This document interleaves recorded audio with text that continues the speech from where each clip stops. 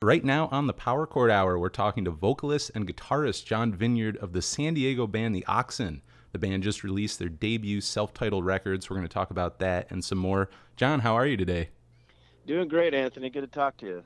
So, to start it off, for those who are new to The Oxen, how and when did the band get started?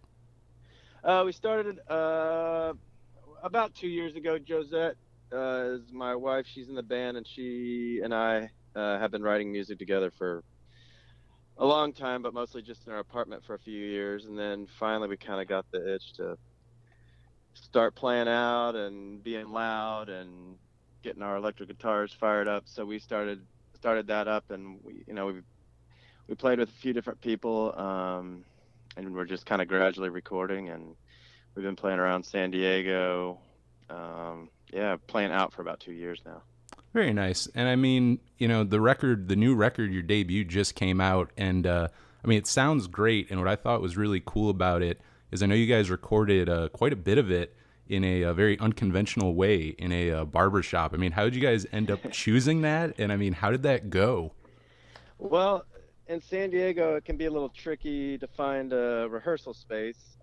We live in a one-bedroom apartment. We obviously can't practice in there, and nobody has basements. And we were practicing in a just like an hourly place, but it was kind of expensive.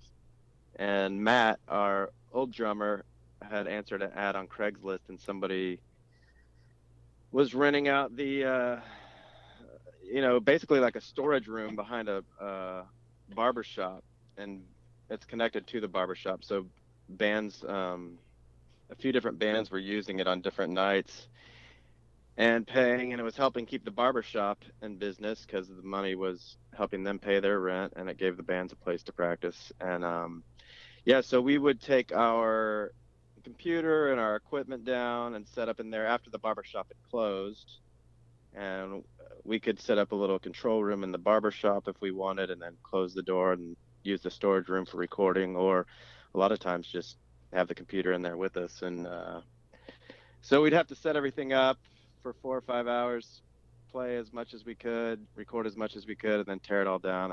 And but yeah, we did the majority of the recording back there in the barber shop. And it all kind of worked well. Would you say as far as the experience went, it seemed to work in that location? Yeah, and part of it for me is that's right, is the experience and making it work how it worked for us. We didn't have a lot of money to spend on a studio. For me, I hate it when I spend money in a studio and then I come home and I'm kind of like, I don't know if I like that. You kind of feel obligated to keep it because you spend a lot of money to do it. Whereas with this, if I thought I could do it better, I would just go set back up in there the next week and redo it, which can be sometimes that can hinder you because it can make you take forever, because if you sometimes you have to let certain things go or move on, or else you'll never release anything. But yeah, that was the way we wanted to do it. It gave us a lot more freedom. No, I think that's pretty neat, and it's kind of funny. I didn't think about that out there, that a lot of people don't tend to have basements. So a very kind of essential thing, I feel like, for bands, that kind of puts you in a position. So that's cool. You kind of like figured out a way around that. But Yeah. like with the band, you guys definitely have some nice fuzz on your guitar tone for the recording of this album. What were some of the pedals or gear that you used for the recording? I used the Apocalypse Fuzz by Death by Audio for a lot of it, and then I used the Fuzz War for part of it, and then just a big muff for some of it too. And then yeah, that was a really big deal. And then that was another thing with the recording setup we had. We were still able to crank up the guitars loud in there, and I think that carried through on the recording. Oh, very nice. So, the Oxen, you guys are part of the San Diego music scene. And as far as like indie rock goes out there, what is the scene like? Do you have a lot of bands? Is it really big or? There are a fair amount of bands.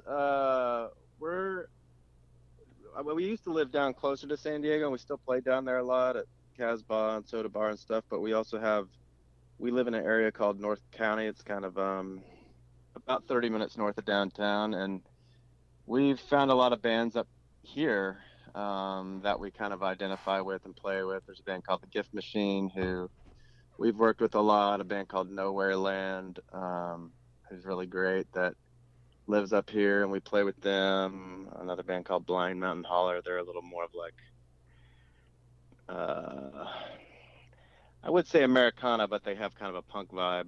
But real cool guys, and so we all kind of play with each other up here too, which is great. So we have a little scene going on up here. It's nothing like LA or something like that that's got a million bands, but yeah, there's bands down here, and we kind of got to know each other, and there's a good little community. How about like venue wise? I mean, there are a lot of venues around there. Or is that something you kind of have to figure out as well?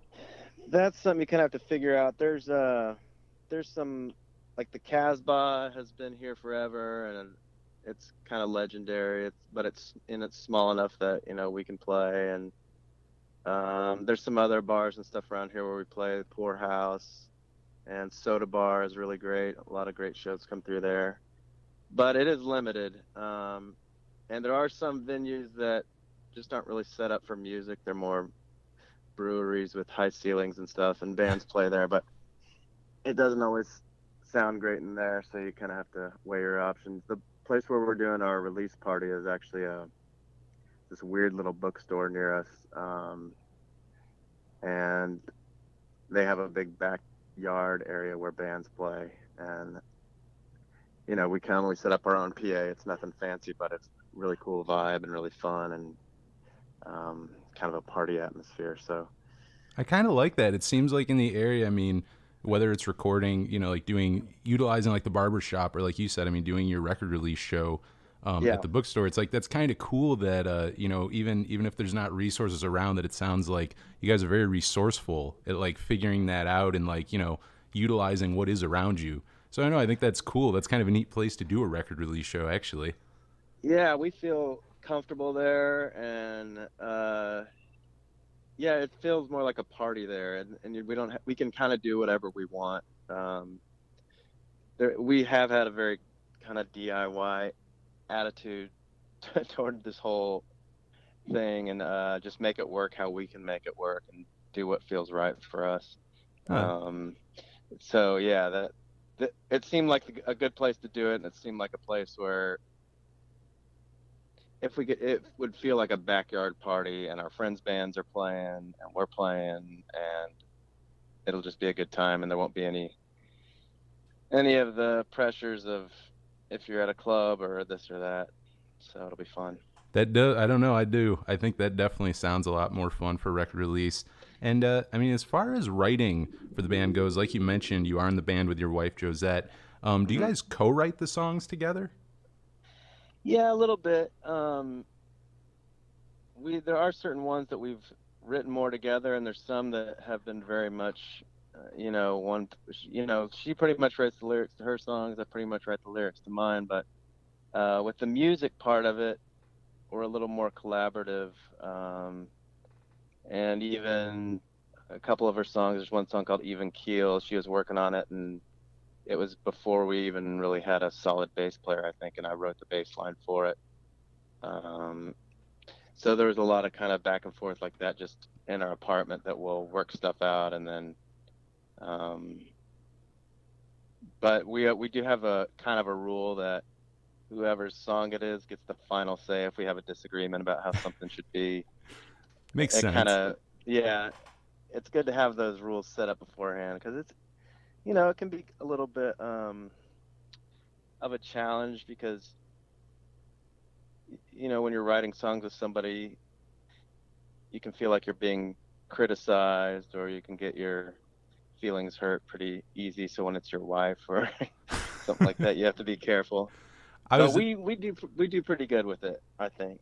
because I was wondering that, because that was what I was going to ask too. Is I mean, I was wondering if it was different at all, writing with your wife, because I feel like most people, you co-write with your bandmates or with other people, but I was wondering that if it felt different at all, co-writing with your wife, because yeah, I don't feel like everyone can say that, so it's kind of interesting.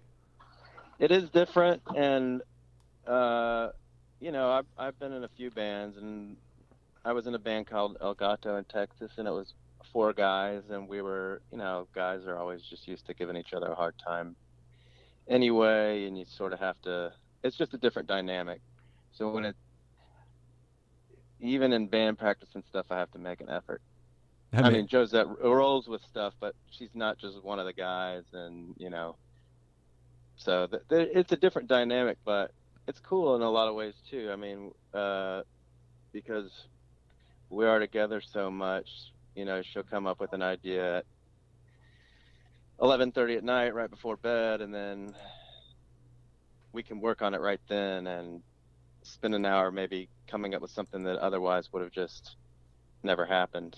So, and we also have like a knowledge of each other's experiences, and we share music with each other that we like and all that. So, it's kind of a more intimate thing in that way.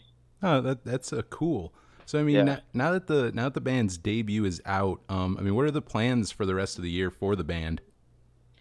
Well, we got the release show, and then we're trying to put together we're trying to set a venue. We've had a couple things fall through, but we've done a couple things to support the American Foundation for Suicide Prevention. Just little.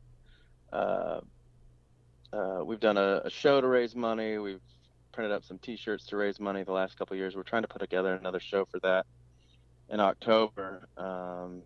That's been a cause that's been really close to us. And then the last 2 years, we've also done on Halloween we'll play Misfits cover show. Nice.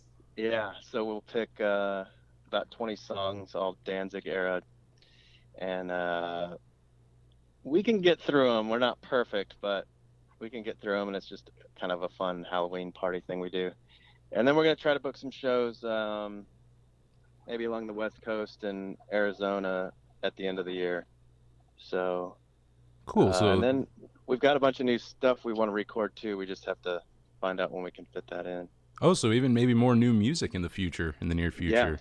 Oh, yeah, very we're cool. hoping so. Yeah. So I mean, where can people find the Oxen online?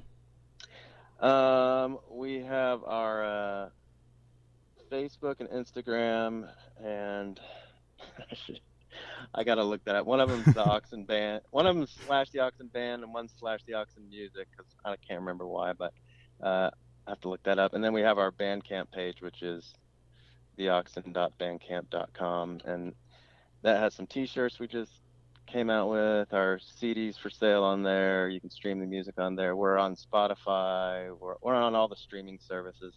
Nice. Um, so should be pretty easy to find. And I mean, anything else you want to add before we get into some music off the new record? Um, no, I mean, thanks a lot for playing us. I know we had a single out before that you played, a 7-inch record that you played, which is really cool that you did that. So yeah, thank you and Power Chord Hour for supporting our music. No problem. I'm really liking this new album. I think we're going to be playing a lot off of it, and we're going to Awesome. play a little block right now. So right now here on the Power Chord Hour, this is Earthbound.